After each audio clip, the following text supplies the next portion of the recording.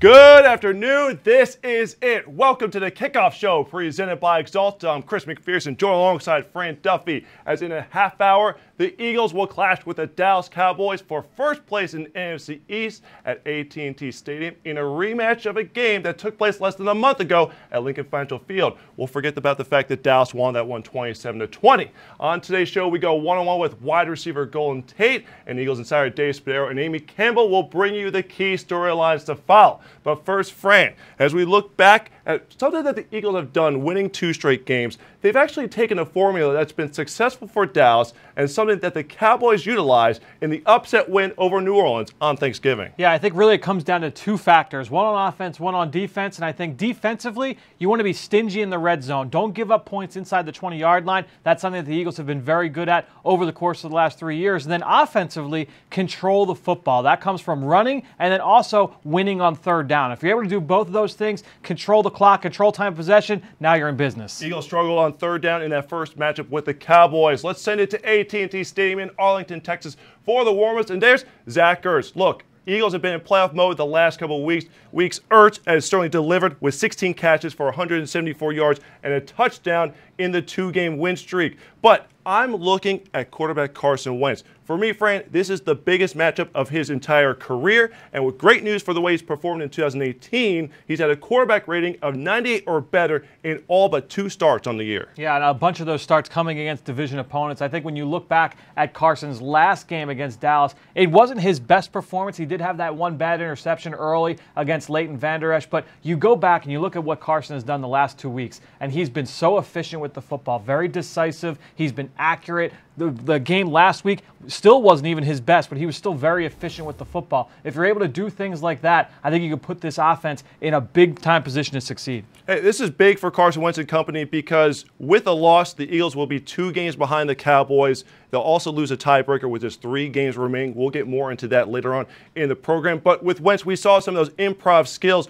early against Washington on Monday night. He wasn't sacked for the first time all year, which shows to me that the offensive line is rounding into form, and I can't stress enough how important it is to have Lane Johnson back because he was not there for the first meeting against the Cowboys on November 11th. Yeah, and Big V did a nice job there against DeMarcus Lawrence on that right side, but I think it really helps to have a guy like Lane Johnson back, not only with his athleticism, but just having the confidence that, you know what, we can leave Lane out on an island against one of the best pass rushers in football and not have to worry about chipping with a tight end or a running back, allow those guys to release out into their routes earlier. I think that's a big part of this game. We see the running backs there. Josh Adams was a big part of setting the tone on Monday night as the Eagles scored on the opening drive for just the 3rd time all season against Washington. Philly is 3-0 in those games. Now, Adams has emerged as a lead back of late. He's had 20-plus carries in back-to-back games, something that no Eagles running back has had since 2015. And from an explosive play standpoint, Fran, he's had 7 rushes of 15 yards or more since Week 8 against Jacksonville when his role first really increasing. Yeah, remember that game against Dallas coming off the bye, that was really kind of a coming-out party for him for Eagles fans. He had that one big run in the 3rd quarter, a 19-yarder down the right side, and I think when you can get Josh Adams going, he is at his best when he's square to the line of scrimmage. He's got those big legs, that big lower half. He's got those feet churning, and if he can get downhill, that's really good news for this Eagles offense. Love seeing number 11 there, calm, cool, and collected. Let's take a look at the starting lineup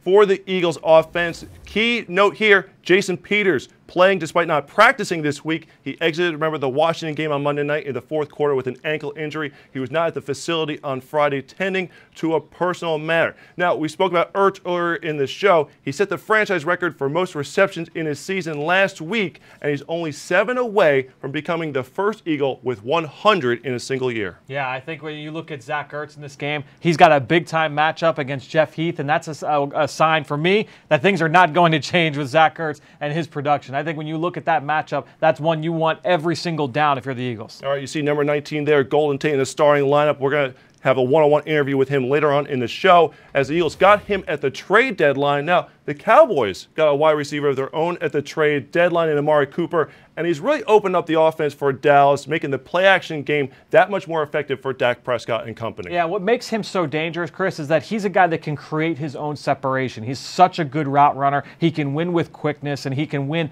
at the catch point. So you have a guy that can win at all three levels of the field. That really helps open things up for Dak Prescott. Now, defensively for the Eagles, that's going to be a big matchup for Rasul Douglas, and I think that that's a matchup that Dallas really wants to try and get as much as possible. We'll see how Rasul can respond here today. Well, let's take a look at the starting lineups for the defense. Rasul Douglas and Sidney Jones are your stars at corner. Jalen Mills, his season is over. He was placed on injured reserve Saturday. Now, Kamu Grugier-Hill starting at linebacker put himself with a spotlight this week about the Cowboys choking and making controversial comments along that nature. Now, when you look at Dak Prescott, he rallied the Cowboys to a 9-7 finish last season. Cowboys have won, 4 straight. Dak Prescott, we talk about Carson Wentz, this being a huge game for him. For Dak Prescott, he hasn't had this type of spotlight game since his rookie season in the divisional round. So for him, this is really a chance to prove himself going against the former #2 overall pick there in Wentz. Yeah, and this was the week too where he clapped back a little bit at Kamu Grugier-Hill. So he's trying to put his name out there. We'll see. I mean, it hasn't gone well for Dak in moments like this in the past. We'll see if he can overcome that. Grugier-Hill missed a pivotal pick 6 in that first meeting. Now, in terms of Dak Prescott, I feel like that the Eagles did not do a good enough job containing him in the first meeting. The defensive line, led by Fletcher Cox, needs to do a better job this time around. Yeah, that defensive line has got to get after Dak Prescott. He's one of the worst quarterbacks in the league when it comes to allowing pressure and allowing those sacks. He takes a lot of bad sacks, crucial times too as well. Down in the red zone, he's one of the worst quarterbacks at allowing that pressure. That's going to be a big part of this game. All right, we're going to send it back to AT&T Stadium in Arlington and welcome in Eagles insider Dave Spadaro and Amy Campbell. And Dave, we haven't talked much about Ezekiel Elliott so far in the show. Since that Week 10 game against the Eagles, he leads the league in touches per game, rushing yards per game, and yards from scrimmage per game, showing that he's not just a rushing weapon that the Eagles have to contend with today.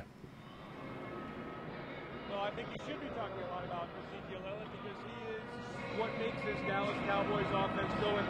He is the priority today, and my storylines will all begin, Amy. The Eagles must do a job much better than they did at Lincoln Financial Field of containing Elliott. That means tackling much better. That means pressuring the line of scrimmage, having gap discipline, as you say, in the run game, in the pass game. If you can somehow contain Ezekiel Elliott and make Dak Prescott beat you, you have a chance. Yeah, I completely agree. And my storyline is almost the exact opposite of that. I'm looking at the Eagles' run game against the Dallas front, possibly the best linebacking core in the NFL that they have here in Dallas, and the nation's #4 rushing defense. The Eagles' run game has been getting going. They've had over 100 yards on the ground the last 2 weeks.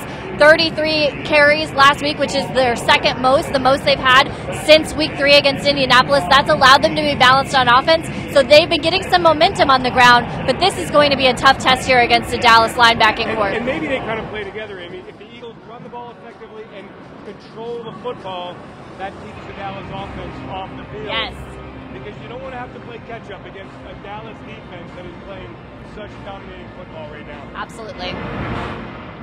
Great point there, Dave and Amy, about those playmaking linebackers for the Cowboys. Now, the Cowboys and the Eagles have combined for 6 straight wins on the football field. We haven't done as well with the bold predictions, at least Fran and I. You guys have been a little bit better here on the season as we look at the standings. So, since you guys are doing better, Dave, we'll give you the honors to kick things off. Well, Amy nailed it last week, right? I did. I was finally right again. Why don't you begin? We're tied. Dave and I are tied again. If I've got the standings correct, I'm looking at this Eagles defense. The bold prediction: strip, sack, touchdown. Now, Dak Prescott rarely turns the ball over, but he spends a lot of time on his back. The most sacked quarterback in the NFL with 45 sacks. Part of that is the offensive line. Part of that is him holding onto the ball, scrambling, wanting to use his legs a little bit. Bold prediction: strip, sack, touchdown for the Eagles defense. Very bold. Yes. My bold prediction is on the other side of the ball. We got a sense of what Golden Tate could do in the offense last week. How about today? 2 touchdowns for Golden Tate and 100-plus yards in the receiving game. So I like that. We're going to go a little bit with Dak Prescott, or with Golden Tate being the dominant player for the Eagles in the pass game. 2 touchdown catches, over 100 yards. Back to the NovaCare Complex, Chris and Fran.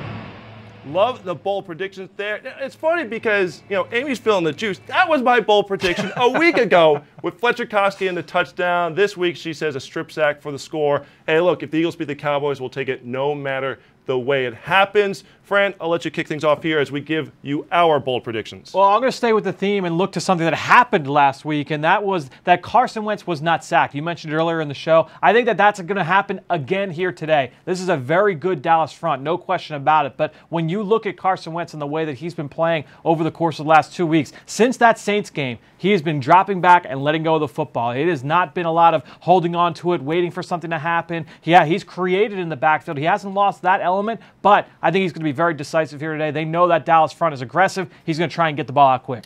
All right, so for my bold prediction here, I really could just say that the Eagles win. And I think when you look at the predictions by all the experts, most people think that Dallas is going to come out on top. So that alone would be enough of a bold prediction.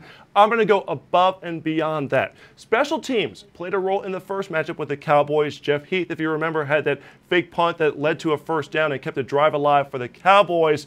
If we recall, let's go back in the Wayback Machine for a moment here. 3 years ago, upset win at New England, Darren Sproles had a punt return for a touchdown. Now, Darren Sproles made his return last week against Washington, and he scored a touchdown, and I love the reaction from his teammates and the coaches after he got in the end zone. There was that tremendous celebration with Lane Johnson, the Darren versus Goliath type thing there, and then Doug Pearson himself went over to Sproles on the bench there to kind of, give him a thumbs up and say how happy he was. So for me, I know a lot of critics are saying that Darren Sproles is done. He should have been placed in injured reserve. He's been taking up a roster spot for too much of the year. He is special to his team, and he's going to fuel the Eagles today with a punt return touchdown to help the Eagles get the victory. So that's my bold prediction right there. Now let's transition into our players to watch, Fran. And, we go from offense and special teams to, I think we should focus on the defense. We talked about the young cornerbacks and the battle going up against Amari Cooper. What do you have for your player to watch? Yeah, we kind of alluded to this matchup earlier, and that was Rasul Douglas against Amari Cooper. To me, when you look back at that last game a couple of weeks ago, you're going to see that Rasul did not have his best game. In fact, it was probably his worst game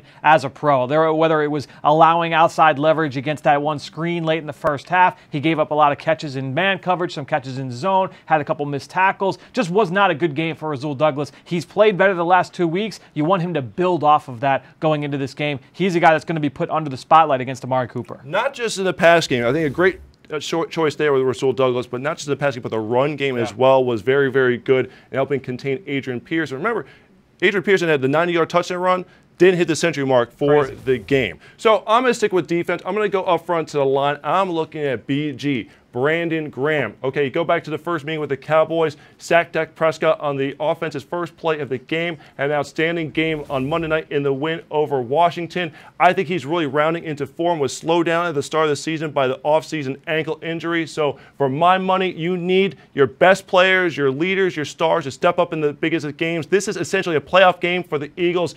Number 55, BG. Go back to the Super Bowl, stepping up the way he did with the strip sack. I think he's going to get the job done here today, so he is my player to watch. So, Fran, these two teams met, week 10. It was November 11th, not even a month ago. Cowboys won the game 27-20 at the Link. What were your big takeaways from that first meeting? Yeah, I think to me, when you look back at that first game, it was almost a microcosm of the first 10 weeks of the season for the Eagles. You saw them not start fast offensively. You saw them get into the red zone, but then drives would sputter out. You saw failures on third down. You saw untimely turnovers. I think that was really the microcosm of that Eagles season up to that point. Now, since then, they've really kind of bounced back. So I think that's really the big thing is in that game, it was just too much of the same. All those same issues that had popped up over the first couple of months all popped up in that game as well. That's why it was so disappointing for me, because you were coming out of the bye week for the Eagles and you felt good about where they were in the season. You kind of felt they were going to kind of turn the corner and everything was on the right track. And then, the first two drives of the game, a 3-and-out, then the interception by Carson Wentz, an ill-timed one, something you don't really see from him with the mistake he made, just blindly throwing it to Leighton Vander Esch. So for me, I think it's a great point you make that game was sort of a microcosm of what we've seen to this point in the year. Now, the fact that these teams are bitter rivals and know each other so well, how much can really change from the first meeting to today? Well, the NFL is a what have you done for me lately league. It is a game of runs. And really, when you look at what the Eagles have done over the last couple of weeks in these last two division games against Washington and New York, it's been a much different offense. They've been able to run the ball with authority. They've been better on third down. They've been better in the red zone. They haven't turned the ball over as much. They're not getting sacked as much. Really, this whole offense has really turned over a new leaf. You hope that they can continue that upward climb here today against Dallas. And I think it's a great opportunity opportunity to do just that against a good defense. All right, we've talked about what's at stake here for the Eagles. Let's take a look at the division standings coming in. Again, Dallas leads the division by 1 game. The Eagles, if they win, would tie the Cowboys, but because of division record, would actually be in first place. So obviously right there, first things first, if Dallas wins, they're 2 games up, and they would have the tiebreaker with the season sweep. So let's take a look at what's coming up in terms of a schedule-wise and why it's not just, today's game is not just important here, looking beyond this week. So the Cowboys, look, they're at Indianapolis, a tough game. Indianapolis is fighting for the AFC South division there. They would take on the Buccaneers, and in Week 17, it would be a division matchup with the Giants. The Eagles, very, very difficult road. Going to Los Angeles, primetime Sunday Night Football. You're hosting the Houston Texans, and then at Washington to round out the season. Washington getting blown out by the Giants today. They're not really in the picture anymore. Yeah, I think really if you look at it, obviously you're banking on an Eagles win today. So if the Eagles win today, you're looking at these final 3 games, and you say they need to beat Washington in Week 17, and then you need to split the difference with one of those 2 out-of-conference games or out-of-division games with L.A. and Houston. Then you look on the other side. Look, Indy is going to be no slouch. That's going to be a tough game for Dallas. And then Tampa Bay, they fought hard today against New Orleans. They are not going down without a fight. I'm going to look at those 2 games and say that's not necessarily a gimme situation there for Dallas. All right, let's check out what's going on social media ahead of the game. And we're going to start with the quarterback. Again, we've said it time and time again here. Biggest game of his career, and he's ready to take care of business. Looking fly there as the Eagles were departing yesterday for Dallas, Texas. Yeah, you really hope that Carson could build off what he did last week. It still wasn't even Carson Wentz at his best, but we saw some of those flashes. You hope he builds on that here today. Hey, look, Carson Wentz was outstanding in the second half of that first meeting with the Cowboys. The thing was they just got things started too little, too late, and then the defense unraveled there in the last quarter, especially giving up those 14 points. Our second one here, Lane Johnson, your 6th captain for today's game. Again, big matchup to watch, a heavyweight showdown with DeMarcus Lawrence. Yeah, I wonder if he gave his grandmama talking to going into this game. We know how big of a Cowboys fan she is. I hope her knowing that her grandson's a captain maybe got her to put on that Eagles green today. Maybe just a little bit there. And last but not least, Chris Long. Hey, he's our man of the year. Okay, if you're on Twitter, if you're posting about the game, make sure to use the hashtag WPMOY Challenge Long to help him win $25,000 for the Chris Long Foundation. So, speaking of social media, if you are following us there on Facebook or Twitter, you need to come on over to PhiladelphiaEagles.com or the app to watch the rest of the show. After this break, we're going to go one-on-one with wide receiver Golden Tate.